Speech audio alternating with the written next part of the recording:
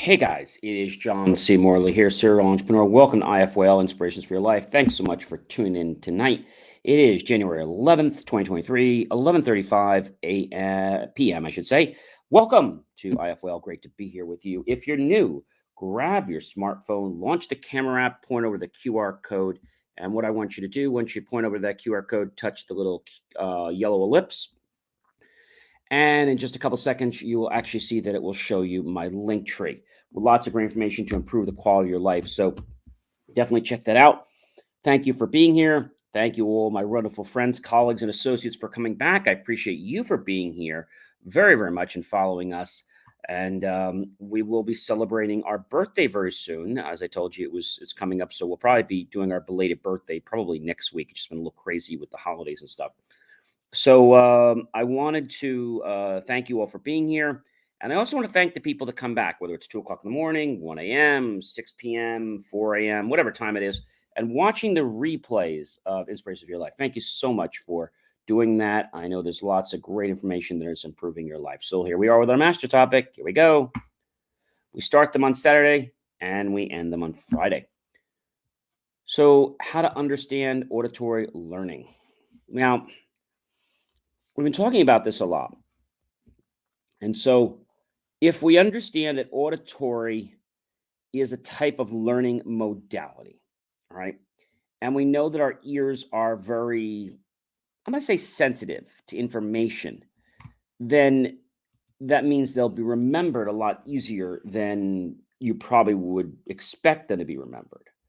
Because an auditory connection for somebody who learns in that manner is going to be like a direct pipeline right into the brain. I mean, that's really what auditory learning is all about. So definitely to understand auditory, we talked about lots of different kinds of sounds, different kinds of things that happen.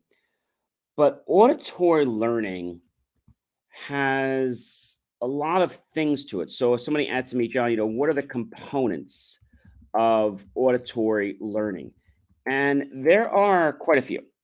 So the characteristics of auditory learning are good memory for spoken information, good public speaking abilities. They're very eloquent, strong listening skills, excel in oral presentations and exams, good at telling stories, good ability to read out loud and retain information, distracted by background noises. So a learning modality of the type auditory is something that a lot of people don't get because they're distracted. They're distracted. So, auditory learning is being taught with sound. There are a lot of children that are natural auditory learners, and they prefer to learn through speaking, listening, and audio based type education, podcasts, music, etc. But there are still people in this world that believe that auditory learning is a trick or it's a shortcut. It's not a shortcut, ladies and gentlemen. I can tell you that right now. It is a way of learning. So the cochlea has three fluid filled sections in the ear, the scala media, the scala tympania, and the scala vestibuli, and they support a fluid wave driven by pressure across the basilar membrane, separating two of the sections, and then it causes the vibration of the hair follicles, and there we get back to the auditory nerve, and we get sound.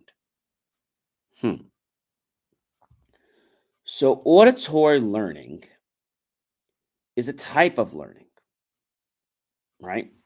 And you're still wrestling with, hey, am I a good storyteller? Well, are you afraid to get up and speak in front of the class? Or are you one that literally just, as soon as there's an opportunity, you get up and speak? Now, a lot of times, because schools were built for people that were primarily, I'm going to say, in the auditory realm, it actually put a lot of people to the side because they did not get a chance to express themselves because other people were expressing themselves first. Now, does that sound crazy? No, but that's just how schools were designed, many years ago. And auditory is something that we have in our lives every day. And if you're not an auditory person, you pay attention to it, you respond to it, but not in the same manner as if you were an auditory person. Does that kind of make sense?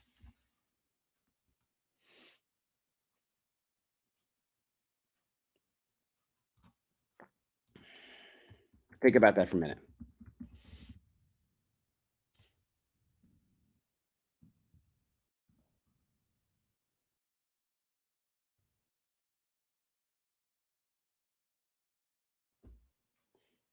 So think about what auditory means.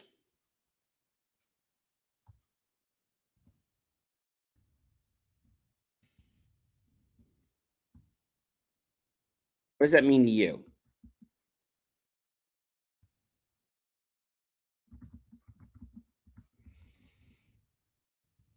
What does that mean to you? It means that life is going to give you lots of different stimuli. Yeah. If you're a person that responds to audible stimuli, then you're going to find this to be like music to your ears. Let's ask something else. Are you someone that likes to record class lectures? Ask your instructor's permission. Would it be okay if I create an audio of the class recording so I could focus my brain power on listening to the lecture and not having to take notes? Sit near the front of the room. Find a spot in the front row so that you can hear every word of the lecture. That's important. Do you listen to classical music? That's music that you can listen to while you study. And you want to listen to music without lyrics because music with lyrics can be distracting to you. Do you participate in school discussions? Do you record yourself reading key terms and their definitions, like if it's in science, or maybe it's in sociology or history? You get vocabulary. And in the lower grades, up until about the fifth grade, or I'm saying the sixth grade, you had a glossary in the back of the book. And all you had to do was put the word down in your book, and you had to just write the definition from the back. But as you got into seventh and eighth grade, that was no longer permitted. You had to get the definition from the context, because when they actually gave you a test, they pulled the definition on the context and not on what was in the back of the book. Now, that might sound a little crazy, but when we learn about context, we can actually make more decisions in our life. We can make more decisions, and by making more decisions, we will have the ability to access things that we didn't even know were possible. All right. So sometimes auditory learners will struggle because they have to take an oral exam. And instead of a written one, this can be a problem. So, how do you handle this? Well, you have to have accommodations, and this is not saying that there's shortcuts for people. No, they're just different ways that people learn. Different ways people learn. That's really all it is. Create lesson plans that include a social element, such as a reading, group homework, maybe an auditory excerpt, like a file that you're going to play, or something the class has to listen to, an experiment, a project. Modulate your voice. Use inflections. Go up lower, higher, lower. Body language during lectures is really good, but play with the vocal tonality. Very important. Allow students with an auditory learning style to listen to approved music during silent study periods. Why? Because it has been shown that music without lyrics, especially the classical music, can actually help to stimulate the auditory nerves and be able to make them go a lot better than those that didn't do that.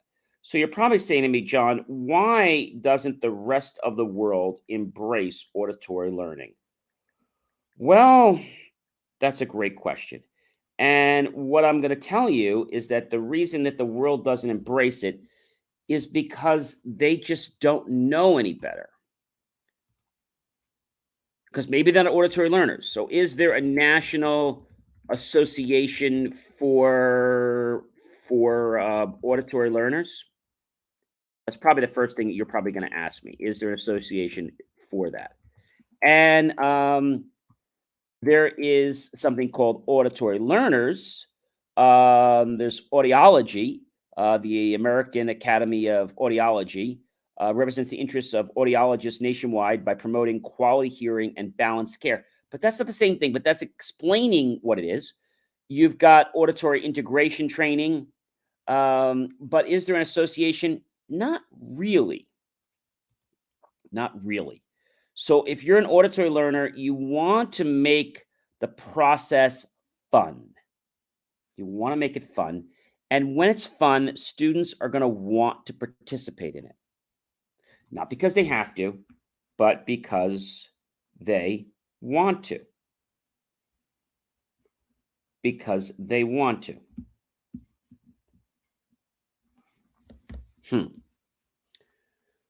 So people that don't really connect with auditory will find it distracting for them.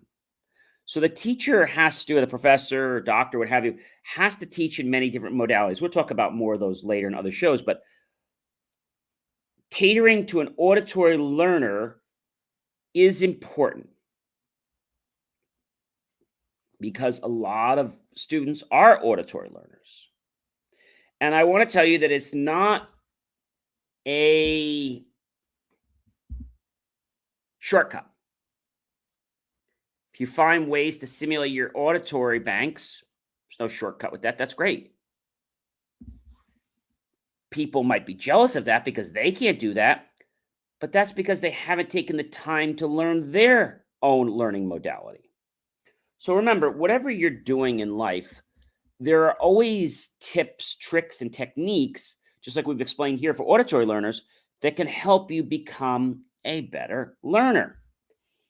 Another great thing is maybe you're getting ready to give a speech, okay?